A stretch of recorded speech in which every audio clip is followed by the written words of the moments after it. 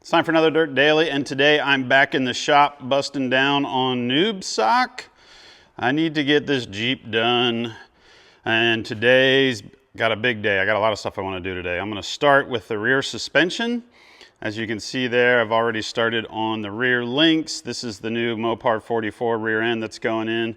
So brand new axle, brand new suspension, trying to get it all underneath this Jeep. Plus, I want to do skid plates and maybe even a front and a rear bumper today. So I got a lot to do. Let's get to work. I'm working on getting this rear axle lined up with the rear suspension. So I am trying to get all of these joints to go into the tabs where the bolts will go through and hold it all together. It's kind of a tricky little project because you got this big heavy axle that you're trying to wrestle around and get everything where it needs to be.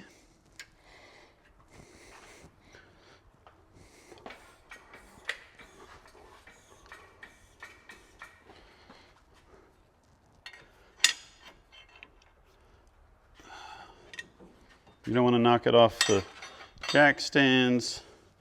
You want to get all the bolts to go through all the bolt holes.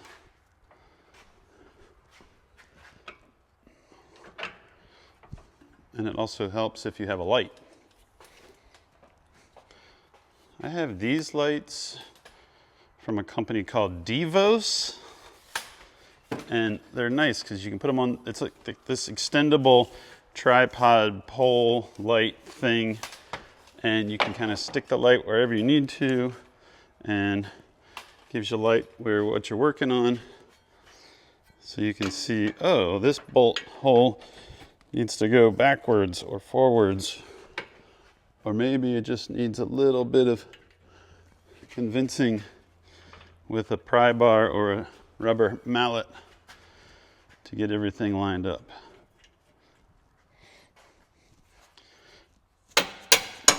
Boom.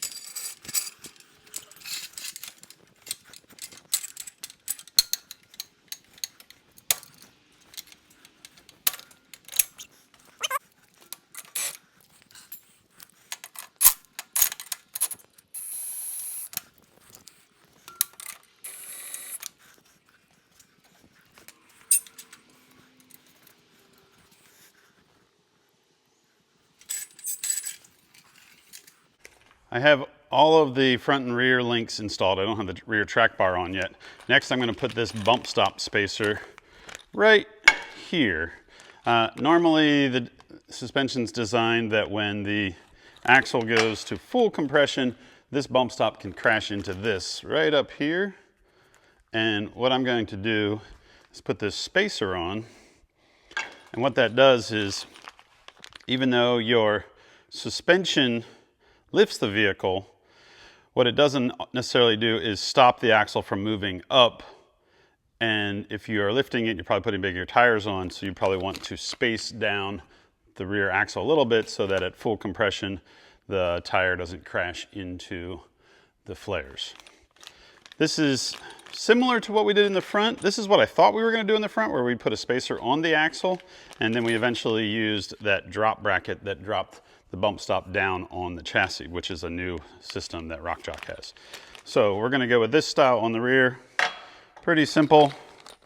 Couple bolts right to factory holes that are already in the rear axle.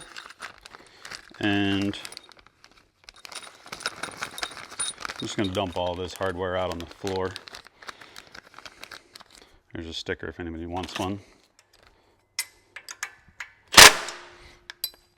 Bump stop extensions are on, rear links are on. I need to hook up the parking brake cables. I've moved the vent hose over. It kind of sticks across the bottom of the tub about 6 or 8 inches, so I drug it all the way back so it's just reaching the tub. That'll give us more extension to hook it up to the axle tube. We're gonna have to do a track bar, rear shocks, coils, and then we can set the thing down and get some weight on it. As you lift the back of the Jeep, the track bar angle is going to start getting steeper and steeper. So RockJock offers a geometry correction bracket, which basically raises the track bar mount from about here on the axle up to here, helping to flatten out the track bar, helping to keep the vehicle more stable both on and off-road, and so the axle doesn't move as much side to side as it goes through its suspension movement. So that's the next step. This bracket has to bolt on in multiple places so that it's really strong, because the last thing you want is your track bar bracket coming loose. I would even probably go so far as to put a couple little welds on this thing once I have it dialed in. That way I feel that in addition to this heavy duty hardware, a few little welds, I don't think it's going to go anywhere. Right behind me here is the RockJock track bar extension. It's the geometry correction bracket. And then I just kind of mocked up the extendable track bar that comes in the kit, because I wanted to take this to full compression. So I bottomed out the bump stops and I wanted to make sure everything was going to clear. The track bar tucks underneath the exhaust like it should. The axle, I don't have it bolted in right now, but it's like stuffed inside there. In fact, if anything, the track bar is up a little bit higher than where it will end up when it's finished. So I feel good about all of this. I wanted to double check that before I welded it in, but everything looks good. So I'm going to weld this bracket in. The nice thing about this is that when the Jeep is at ride height, the track bar should be pretty level. When it goes to compression, it'll go up, and when it goes to droop, it'll go down. Level, up, down. And when it does that, the axle itself will only pivot side to side a little bit, if at all. So I'm going to drop this down, weld that in, put some spray paint on it, and then put a bolt in this thing, get some coils on the back here so that we can keep moving along and try to get the shocks on and move on to the other projects we need to do, like brakes, parking brakes, speed sensors, lots of little things.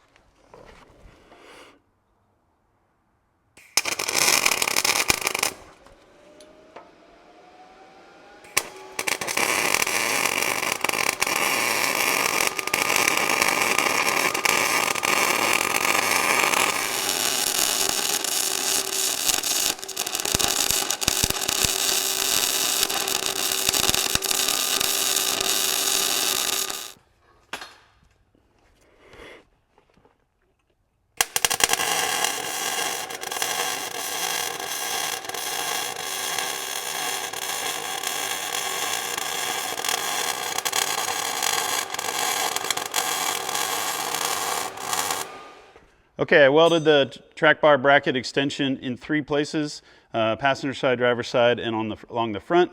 Plus it's bolted in with 3 big bolts. I don't think it's going anywhere. Clean that up, give it some spray paint, move on to the next step.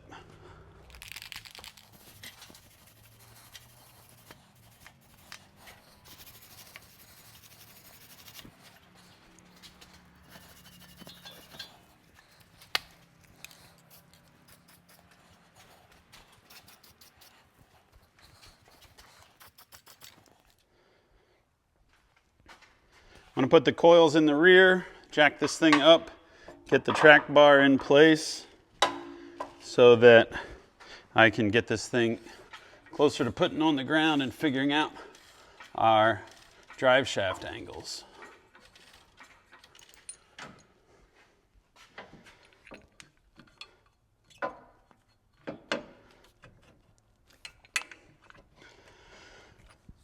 What I want to do is ratchet strap the whole axle towards the passenger side so I can get this bolt lined up and put the track bar bolt in it.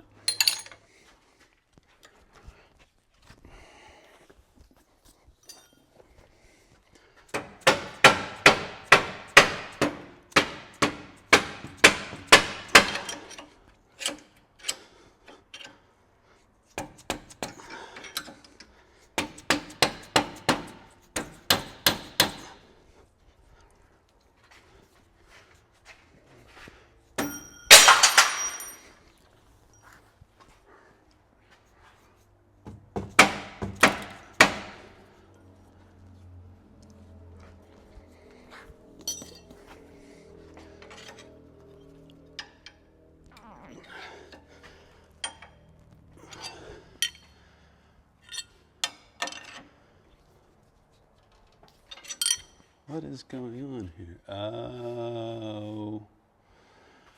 Uh-oh. I see a problem. There's a problem. Small problem. So we have a little problem.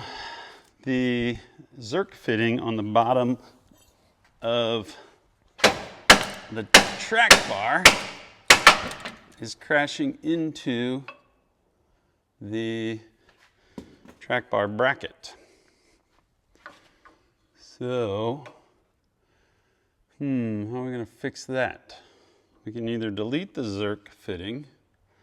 We can't really turn the track bar over because then it will crash into the exhaust. So I either need to delete the Zerk fitting or drill a hole in the bracket. So I think we're going to drill a hole in the bracket, which means everything has to come back down. Luckily, when I jacked it up and hit it, it left a mark on the bracket. So now this can all come down.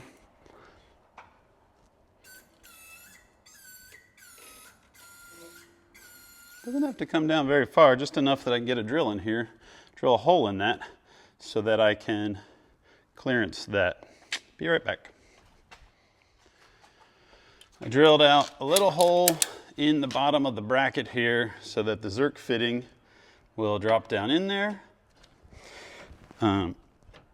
It's bigger than the Zerk fitting by a fair bit so that as the axle moves, it won't break off the end of the Zerk fitting.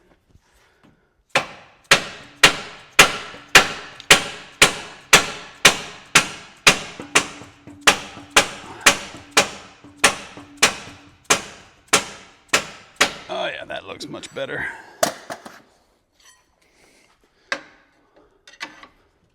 Always good to have a pry bar, get everything lined up.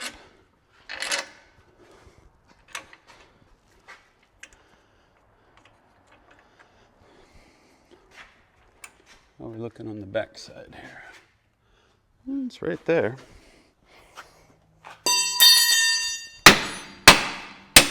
There we go. Send it home. Put a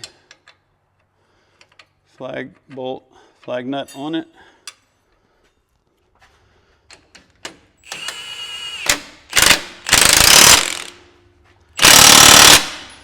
I like it. Guess what? Got a little puzzle. Right now, if I lower the lift down or I jack up on the jack, it'll lift the Jeep off of the arms of the lift, which tells me that at that point, the springs are supporting, like right now, the springs are supporting the weight of the back half of the Jeep because the arm brackets here are loose. Now, here's the tricky part. The shocks that I have to put on here are 28 inches from eye to eye, and the shock bolts are 33 inches from eye to eye. So that means that the rear springs have to be compressed 5 inches in order to get the shocks on. Now, the rear springs might compress that much if there was more weight. And I have more weight coming. I have skid plates coming, I have a rear bumper coming, I have a spare tire hanging off the back coming, and the same on the front, there'll be a winch bumper. But I can't even get this to compress in order to put the shocks on until I have all that weight on. So the rear suspension is pretty well assembled. It's not tightened or torqued. The track bar's in, all the links are in. The jam nuts on the links need to be torqued to spec, torqued down really good. All of these bolts are through with the nuts on, but they're not tightened. So the next step, I think, is to wrap up this dirt daily with the rear suspension under it, the front suspension's under it, and move on to putting skid plates under it, putting the winch bumper on the front, and maybe throwing the spare tire in the back of this thing to see if it will compress the suspension anymore. I'm really thinking that I'm going to be stepping up to a different coil. stepping up, stepping down, probably stepping down, because this coil is a 4-inch coil for a 4-door. RockJock doesn't really offer a coil spring for the 2-door. So I may be looking around for a different coil spring that doesn't lift it so high so that I can get those 28-inch long shocks in there and the whole Jeep sits a little bit lower. I may end up running into issues where the tires get into these fender flares, but that's an issue I'm willing to deal with to keep the whole thing low and to get the proper coil in there. So that's the way it is. It's kind of a trade-off. It's funny because this is a 2-door Jeep. Used to be that's all there was, and now everybody's buying the 4 doors, so the 2-door stuff is a little bit more unique and harder to track down. So I'm gonna wrap up this Dirt Daily, and I will see you guys next time when we do skid plates and maybe throw a front bumper on this thing. Later.